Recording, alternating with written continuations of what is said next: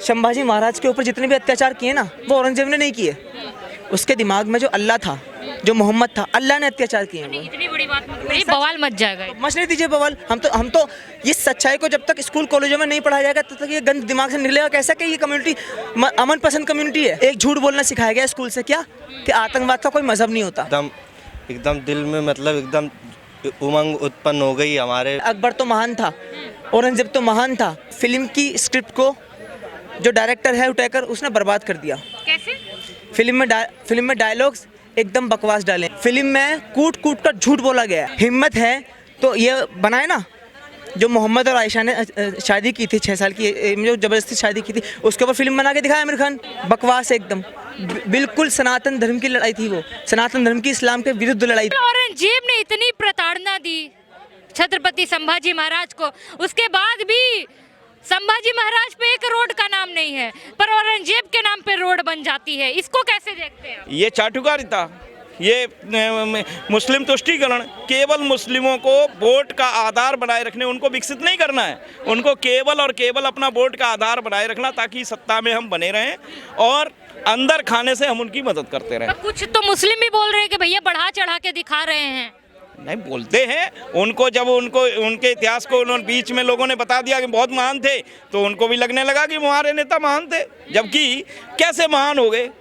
कितने लोग आए थे वो, पूरे देश में कितने लोग आए थे? मुट्ठी भर लोग थे। उन्होंने इस देश पे बिना क्रूरता दिखाए कोई शासन नहीं किया होगा। केवल क्रूरता, क्या माइनॉरिटी भी नहीं थी उनकी तो यहाँ माइनॉरिटी भी नहीं थी। कहाँ से थी माइनॉरिटी? आप बताइए कि विदेश से आए हुए कितने व्यक्ति आए हुए? चंद लोग आए थे। उन्होंने केवल क्रूरता के बल पे यहाँ शासन किया और लोगों को, हिंदुओं को जातियों में विभाजित किया, हिंदुओं को नीचा दिखाया और अपना राज स्थापित किया। कुछ लोग बोल रहे हैं सोशल मीडिया पे छावा जैसे, छत्रपति शिवाजी जैसे, महाराज जैसे अगर फिल्में आती है तो इसमें देश में भाईचारा खराब हो जाएगा। बिल्कुल गलत बात। क्यों खराब हो जाएगा? मुस्लिम का आप क्यों हो जाएगा भाई? मैं हूं ना जैसी फिल्में भाईचारा बढ़ाएंगी। मैं हूं ना जैसी फिल्में जहां फराह खान खुद कहती है, फराह खान का ऑन रिकॉर्ड है कि मैं हूं ना, मैं किसी मुसलमान को आतंकवादी नहीं दिखा सकती थी, वो भाईचारा बढ़ाएगा। My name is Khan and I am not a terrorist. इस तरह की फिल्म आएंगी तो भाईचारा बढ़ेगा। जहाँ पे पुरुष मुसलमान है, महिला हिंदू है, वो दोनों आपस में रह रहे हैं, वो वाली फिल्में हैं जो प्रॉपर प्रो टेररिस्ट फिल्में हैं। शाहरुख खान खुद एक प्रो टेररिस्ट आदमी है। अब हम भी कह रहे हैं इस बात को, जो बकरा ईद आती है वो खूनी दरिंदगी से भरी मानसिकता वालों का त्यौहार है।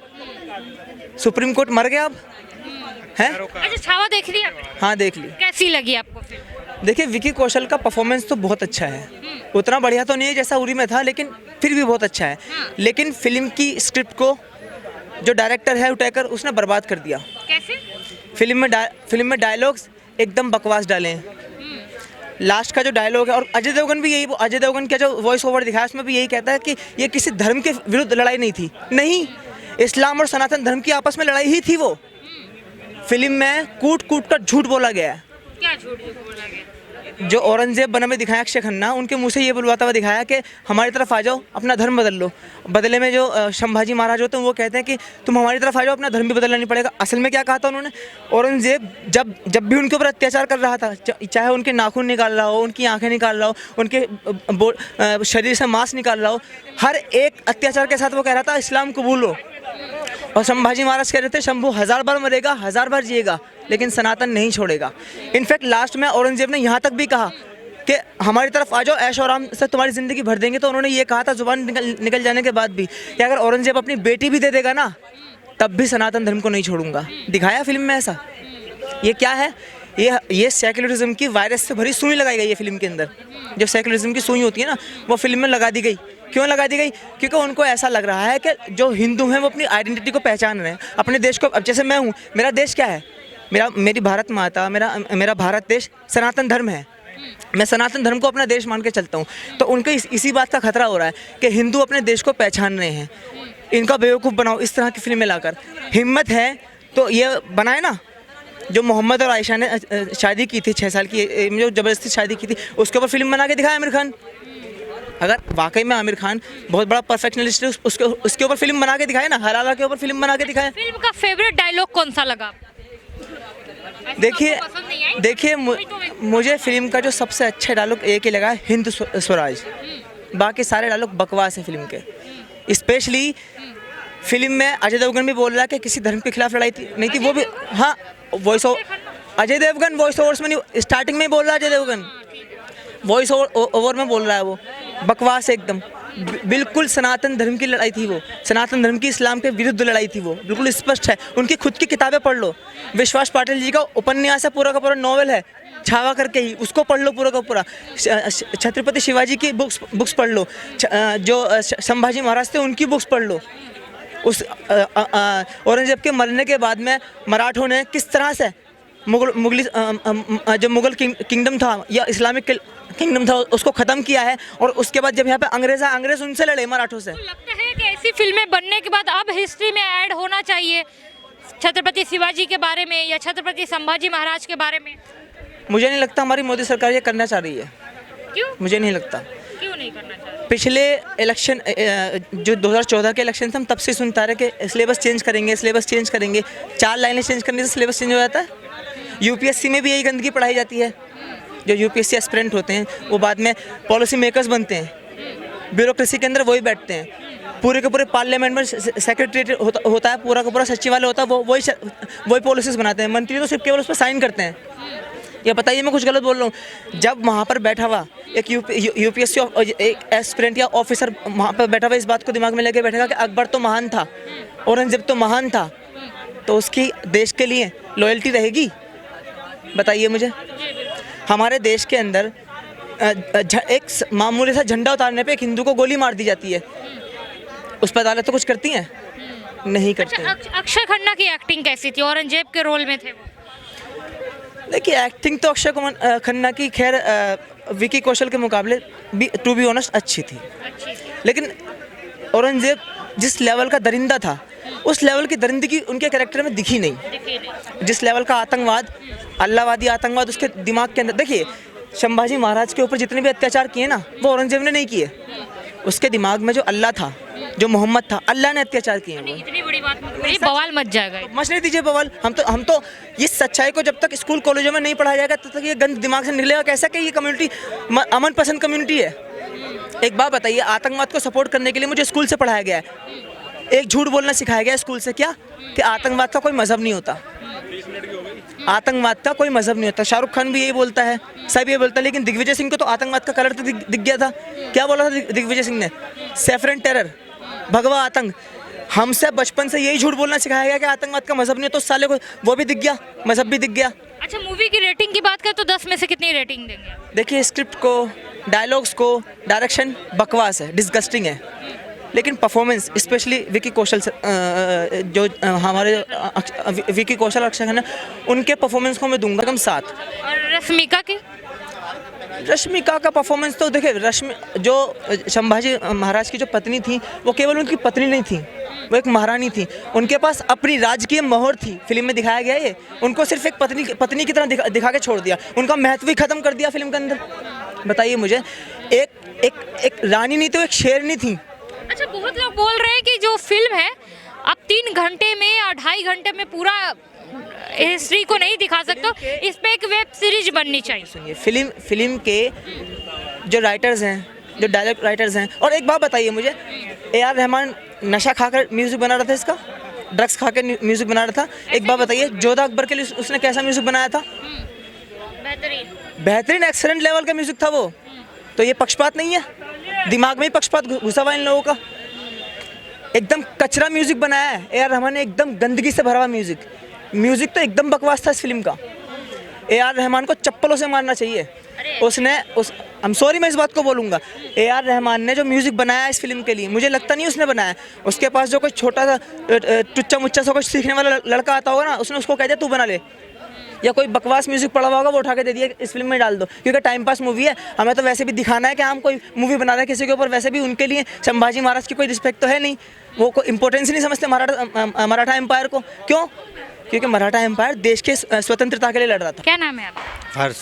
कैसी लगी आपको छावा? आपने देखी तो क्या एक्सपीरियंस रहा देखने के बाद? एकदम दिल में मतलब एकदम उमंग उत्पन्न हो गई हमारे बुजुर्गों, मतलब जो बुजुर्ग हैं हमारे, जो पहले के लोग थे कितने मतलब हम पूर्वज हमारे कितने मतलब अच्छा किया था उन्होंने, कैसे लड़े थे वो बहुत अच्छी तरीके से मूवी के में दिखाया गया है। तो वाकई में एकदम उमंग उठ के आ गई। तो हमें अपने आप पे गिल्ट आने लगा कि हम लोग क्या कर रहे हैं। थोड़ा सा भी हम लोगों को दिक्कत आ जाती है तो डिप्रेशन में चले जाते हैं, कुछ भी हो जाता है। और वहाँ देखो कितना कुछ हो गया, सब कुछ उनका मतलब दांव पे लगा था, उन्होंने तब भी हार नहीं मानी और आगे बढ़ते रहे।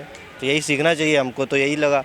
हम खुद अपने आप में गिल्ट में आ गए। बताइए हम थोड़ा आप क्यों गिल्ट में आ गए? हम इसलिए गिल्ट में आ गए क्योंकि हम खुद ही कि कहीं अब इंटरव्यू देने जाते हैं, कहीं नहीं हुआ तो एकदम से ये लगता है कि अब ज़िंदगी में कुछ बचा ही नहीं है, कुछ बचा ही नहीं, अब क्या होगा, कहाँ होगा। नहीं होगा, बहुत ज़िंदगी पड़ी है। इंटरव्यू थोड़ी ना ज़िंदगी है, ज़िंदगी अलग है चीज़, और कुछ होगा। ज़िंदगी तो चलती रहेगी, नए नए एक्सपीरियंस हैं। एक एक्सपीरियंस की तरीके से लो, इंटरव्यू हुआ तो अच्छा, नहीं हुआ तो और अच्छा है। अच्छा, मूवी देख के क्या रोना आया, गुस्सा आया, क्या एक्सपीरियंस रहा इस मामले में? फील क्या किया?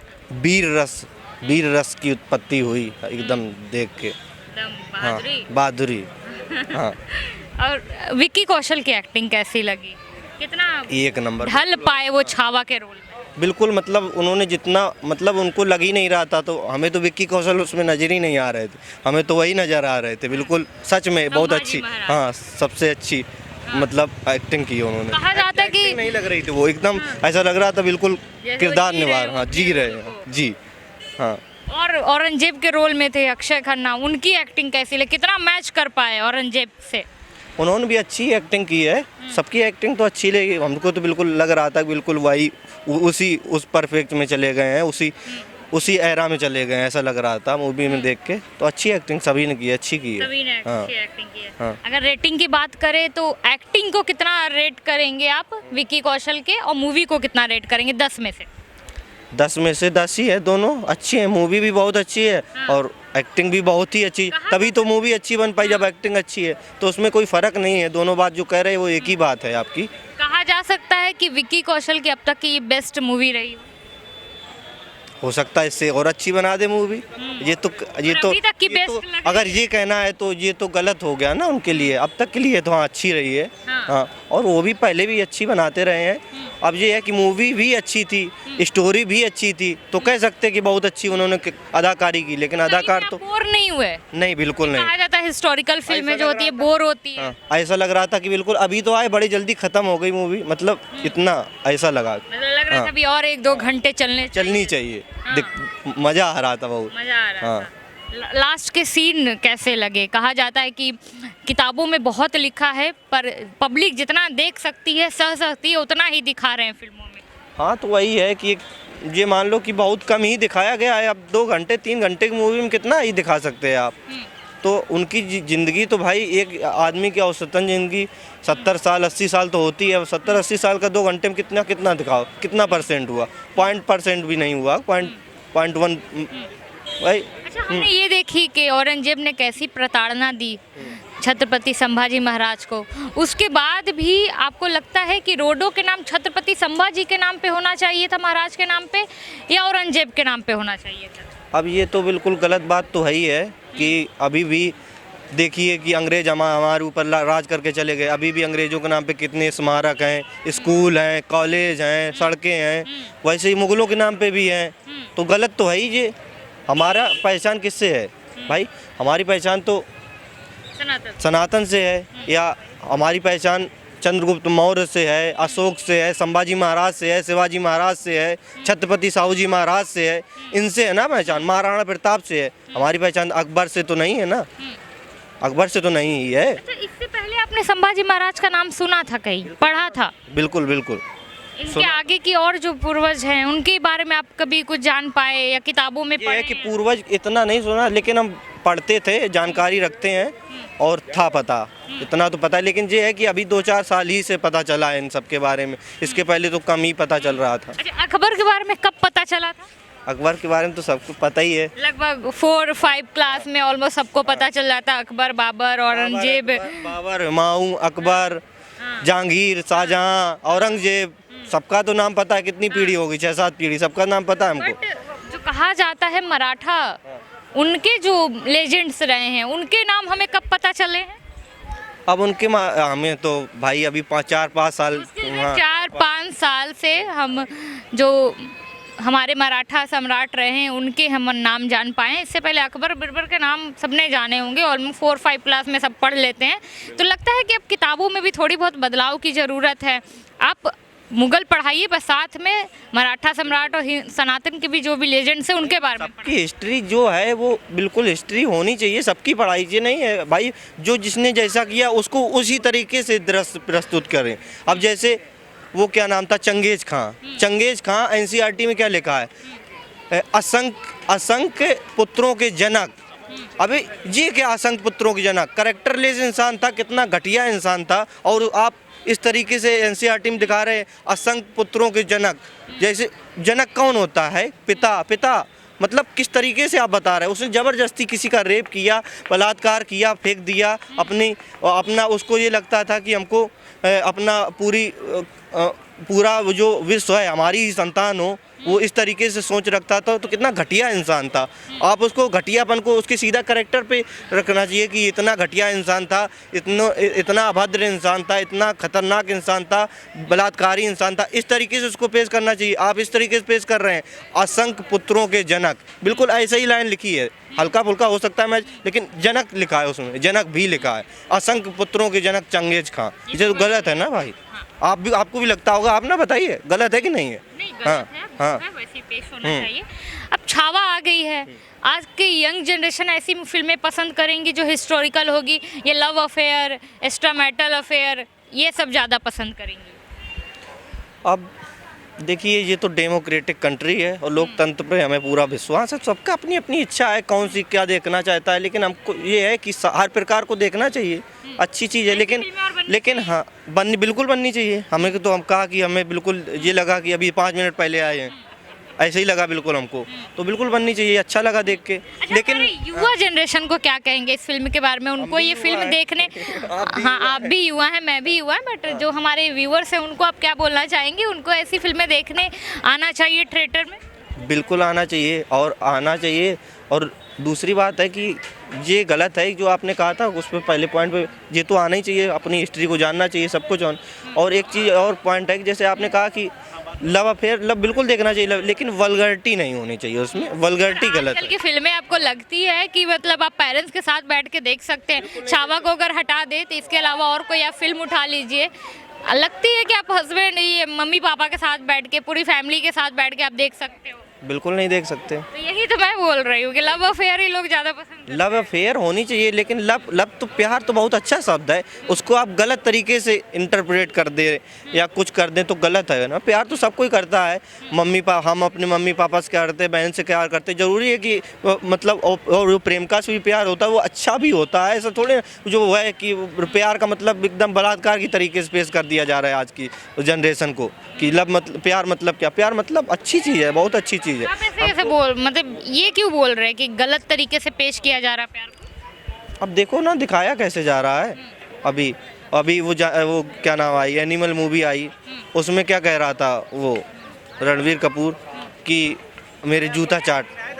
तो ये क्या है, प्यार मतलब जूता चाट, जूते मतलब प्यार मतलब जूता समझ रहे हो तुम? क्या मतलब क्या समझना? एनिमल फिर भी हिट हो गई, देखिए ना, तो ये गलत है एक तरह से। ऐसी फिल्में तो बिल्कुल नहीं बननी चाहिए कि इसमें एनिमल में तो पूरा वल्गरिटी भी है और हिंसा भी है, कितना क्रूरता दिखाई गई है। इतने क्रूर कैसे आदमी, फिर जनरेशन कहाँ जाएगी? आप देखिए, इसीलिए तो जा रही है थोड़ा सा। छावा लगता है कि बहुत हिट फिल्में रही हैं बॉलीवुड के, जैसे पठान, जवान, एनिमल, ऐसी फिल्मों को बीट कर पाएगी छावा?